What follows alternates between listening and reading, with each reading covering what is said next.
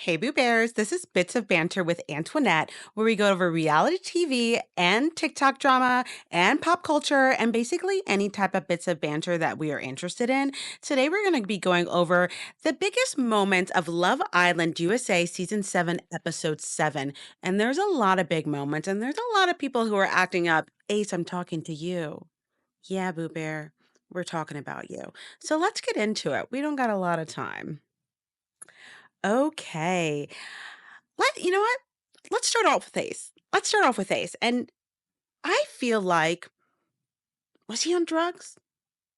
I don't like to make those accusations, but the way that the math was not mathing, the way that his thought process was not thought processing was a lot. Was a lot. So we start off the episode with the fact that Beldasha has been kicked off the island because Nick picked Ciarra, which we already kind of knew was going to happen, but he did it in such a slimy way, but we'll get to that. So, right after Ace picks Amaya instead of Shelly, which a lot of us were surprised about. Some of us weren't as surprised as others. But, we can tell he's been playing games. He's playing some games. So he picked Amaya. He picked Amaya, right? He made a whole speech about how she's so smart. She challenges him, and he can't wait to share a bed with her. Then, when he goes to talk to her after this coupling and after this amazing speech he's made about her, he lets her know, hey, so just so you know I picked you, as if like he saved her somehow. Amaya was never going home. Either was you going to pick her or Austin was going to pick her. So like let's not act like you did her some favor, but let's move on. He's like, so I'm a real slow burner.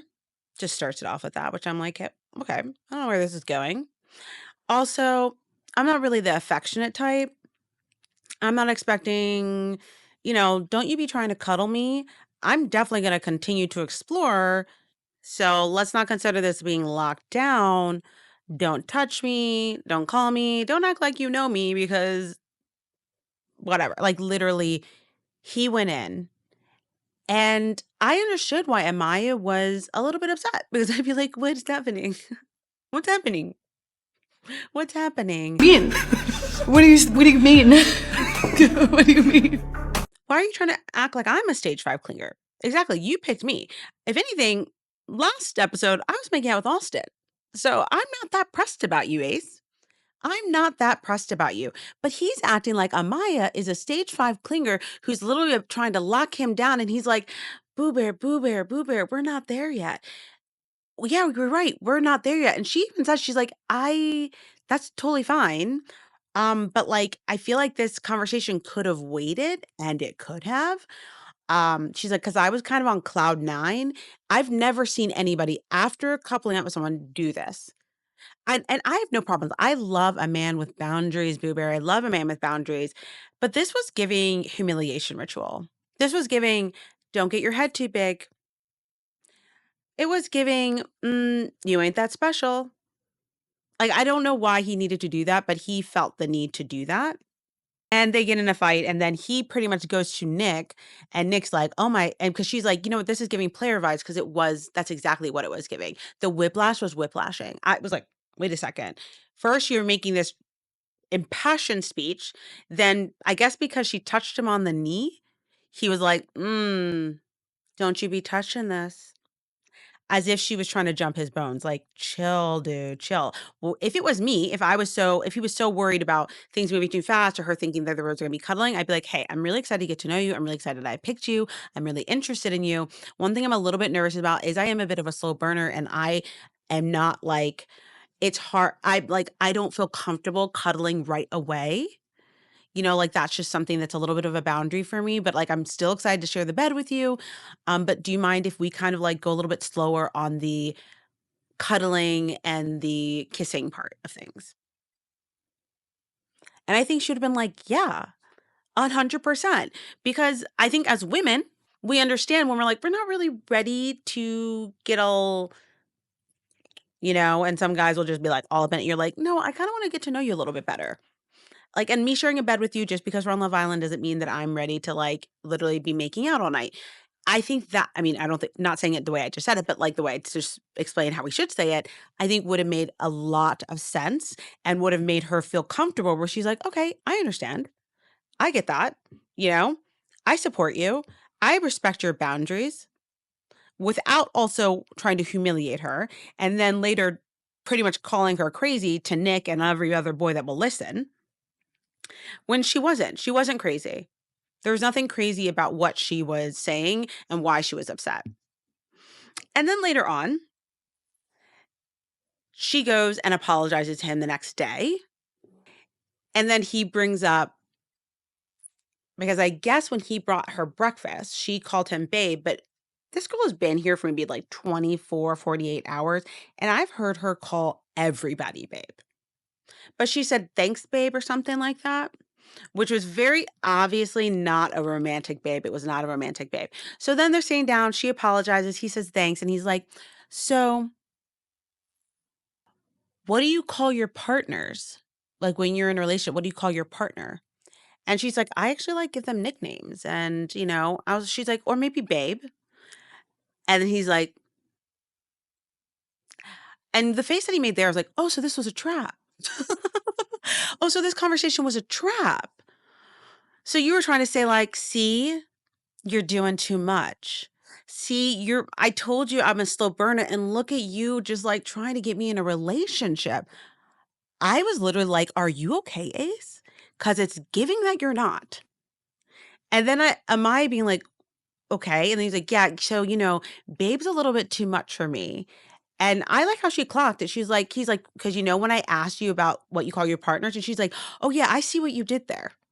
I see the trap that you laid and that I fell into." Um, but and even her, she was fighting so hard not to say babe because she says babe so much. And then she's like, "Babe, I mean, sir, Ace." Honestly, that was killing me, but I would have been angry too. I would have been angry as well. I'd have been like, "Why are you trying to act like I'm some crazy little stalker girl? Like, I'm just, like, clinging on to you and you can't do anything." Like, I would have been absolutely livid. Absolutely livid.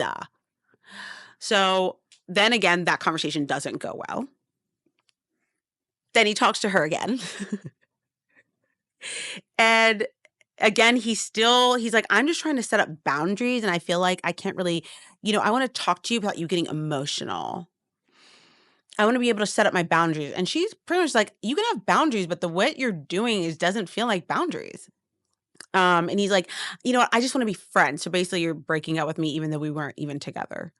I just wanna, like, be friends. I just wanna be friends. Like, she's like, "Go on, explore." Honestly, at this point, I was like the lights are flickering because he is just gaslighting this girl. He went from he went from telling her when he was coupling up with her that, "I can't wait to share a bed with you," to, "Don't you dare touch me, you clingy little mofo," basically. I'm gonna need to hear what you guys think about this, and then the fact that he feels that because Nick's like, "Oh, you need to go talk to Shelly." And so the fact that he feels like, "Oh, because things aren't really working out with Amaya," which right now it's giving that he all along picked Amaya just to see if Shelly would react, to also maybe put Shelly down a peg because Shelly doesn't seem to be too worried about him or, like, chasing after him. It's giving that he wants to be chased. And he was using Amaya, also maybe taking things out on Amaya because it wasn't working the way he thought it would. So then he goes talk to Shelly and he's like, "Oh, yeah, you want me to give you, like, a list of how to, like, date Ace." And she's like, "Oh, it's not my goal to be the perfect girl for Ace. I'm just trying to be Shelly." And he's like, "Yeah." And she's like, "Yeah." Like, who are you? Like, in all honesty, who do you think you are? Like, you're not the prize. I'm really confused by you thinking you are. I'm really confused by you thinking that you are, Ace. That was way too much. And then, of course, with this whole conversation with Shelly and Ace, we get a little Austin crash out because we already had a conversation earlier that day with him and Shelly, and Shelly was like, "Oh, thank you so much." And he's like, "Are we still platonic?" Which, I mean, I guess we're still checking in on that. Um, But he's even says things like, "Oh, I'm so excited for tonight," because he wants to cuddle with her, and, like, they're cute. I'm still not gonna forget that he has a lot of racist retweets and also racist things that he's done, so I'm still really not interested in them being coupled up together. It's giving Shelley's in danger. But at the same time, Austin did have some good points, but I'm still not going to forget that I need him out of this villa. Okay. Just because I'm going to say the good points he had doesn't mean that I've forgotten anything. Okay. I just want to make sure you guys know that. And I want to make sure you guys also don't forget. So he obviously is getting upset. He's like, I'm tired of being in a love triangle. Like, why did he even pick Amaya if he's going to keep doing this whole, like, they keep floating around each other and keep going back to each other? He should have just picked Shelley, which is like, yeah, why didn't you just pick Shelley? Probably because he's a game player, and just like what Amaya said, he's giving player because he is. So that's why he didn't pick her, because he also he likes to bring the girls down a peg as much as he can. Also, the other possibility is that he just really wants Huda because this whole episode he was giving hater on all the Huda. I mean, he'd be like, I don't really think this is real. And Alondra was like, it looks kind of real. He's like, no, there's something off, which I mean, there is something off. He's not wrong. But why are you so bothered? Ace, why are you so bothered? That's my question. Why are you so bothered, Ace? Like that's what I would like to know, because they're just doing their own thing. Like, why do you care if the Jeremiah and Huda thing? Maybe because you want Huda, or maybe because you think that every girl should be all over you, and Huda is like maybe the only ones that like is untouchable right now for you. And you're thinking if, oh, maybe she just got away from Jeremiah, she would be all over me. Maybe she wouldn't. Maybe she wouldn't. I think you need to check your ego. I think you need to check your ego. Huda and Jeremiah go on a date, and honestly, this was longer than it needed to be. Way, way longer than it needs to be. They go on a water slide, and one of the main thing that I want to go over is Huda's memory issue.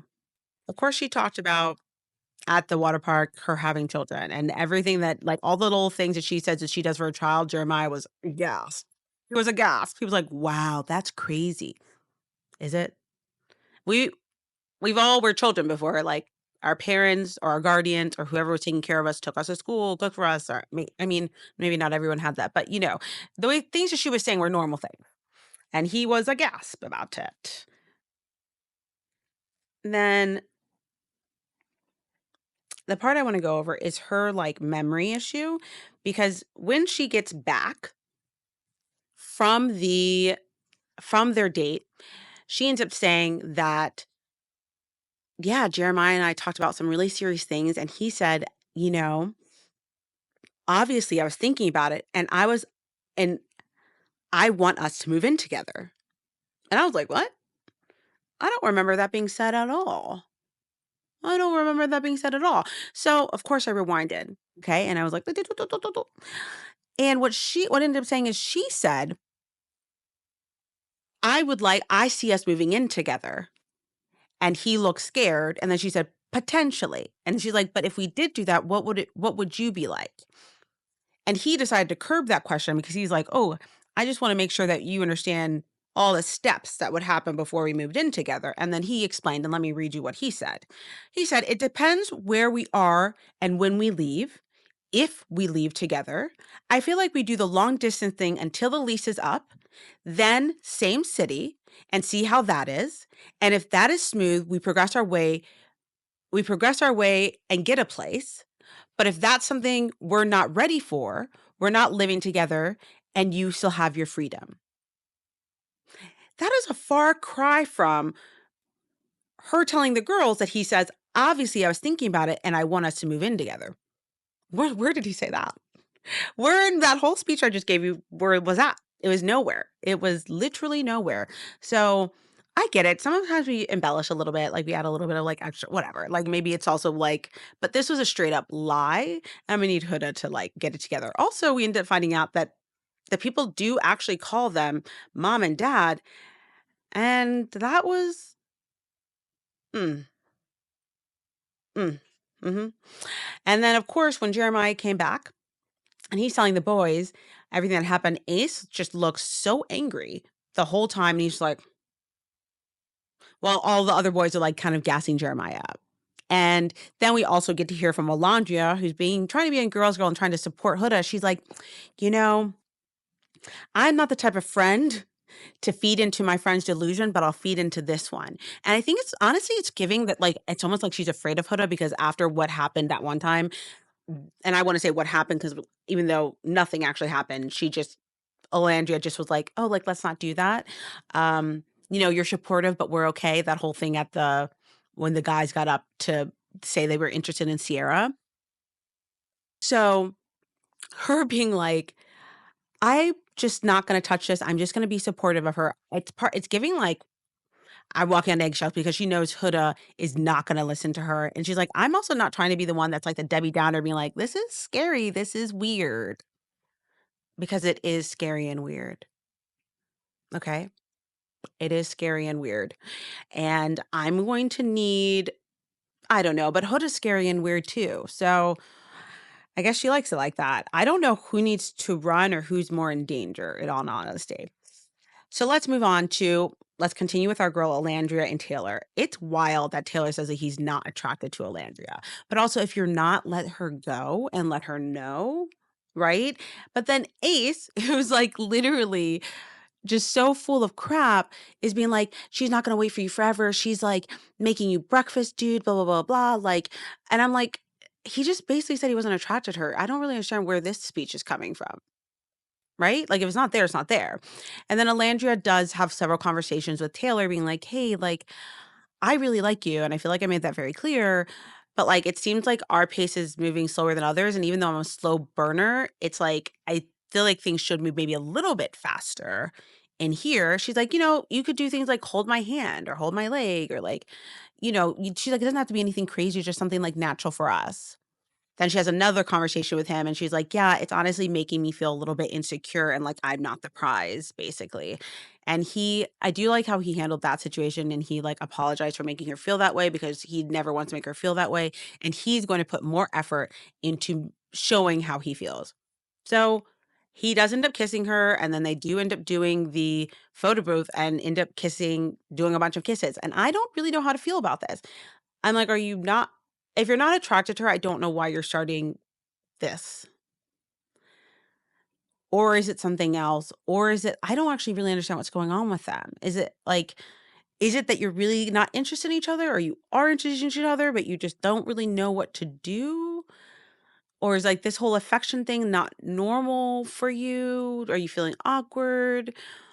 I mean, I feel like he straight up said he wasn't attracted to her or there wasn't a physical attraction. So, yeah.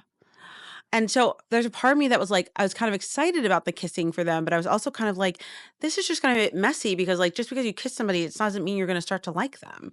And then now you've just gotten her deeper in this because it does feel like Alandria actually does like him, but she is a little bit more of like I'm not going to make the move first person, which is understandable. So I don't know. I want to hear from you guys what you guys think about that. Um, and then Cierra. We'll end with her. I already knew she wasn't gonna stand on business, you know? I already knew. So, Alandria lets her know I mean, she was, like, talking about it, and this is the beginning of the episode, about how she feels like Nick did Beldasha dirty, and she was so surprised because, like, they had just been making out in soul ties, and then Sierra's like, "What? What?" Because she didn't know that. She didn't have that information. And then she was like, "I'm gonna have to talk to him because I literally made out with him 5 minutes later." Okay. Yeah. And then she ends up saying that she's gonna talk to Nick about it. So she does end up talking to Nick about it, and she's like, Were you going to tell me that you had made out with Beldasha?" And he's like, "Well, you know what? It wasn't really on my mind at that point. I was gonna tell you, and I was kind of but then he also ended up saying, like, I was trying to think about if I should tell you." She's like, "So you were trying to decide if you were gonna tell me?" He's like, "Yeah, but also, like, we just recoupled, and it didn't seem like the right time to tell you," which I agree. But he's like, "Also, now all of my attention is on you," which I'm like, "What does that have to do with you making out with me and that other girl within 5 minutes of each other?" I don't you having all your attention on me has, like, nothing to do with that, I don't think. I don't think. So then Ciarra just let it go. She's like, "Okay, I just really wanna move on, but I'm just letting you know that, like, that wasn't okay." And he's like, "Okay, cool." And she's like, "He's just so cute and sweet." It's like, "I can't really be angry with him." I was like, "You can. You can. Trust me, I've done it. I've had plenty of cute and sweet boys, and I have stayed angry and stood on business. You need to practice." Okay, you need to practice, Ciarra. But I didn't expect anything less or anything more from Ciarra. I knew she wasn't going to stand on business. I knew she was the type of girl that stands on business with her girls and is like, "Oh, I'm going to do all this stuff." And then when she gets to the guy, she's like, "Mhm." So, like, let's just not do that again. Okay. I mean, hey, it's not Belle Dash's loss, as she said. And it's not our loss that you aren't standing on business. It's more your loss, Ciarra. And let's see how Nick treats you. In all honesty. But also, I wonder if Ciarra is gonna be the type of person where if someone else comes along, she's just gonna be like, "Jump ship," because I can also see that. I can also see that. And we didn't really need to talk about Hannah and Charlie because they're doing great and they are really just like each other, and there's literally nobody wants Charlie or Hannah, it seems, but they want each other, and I think that's a beautiful thing. So, I wanna hear your thoughts, like, what do you think about the Amaya and Ace situation? Tell me everything. I wanna know exactly what you think about what he said to her and, like, how he was gaslighting her.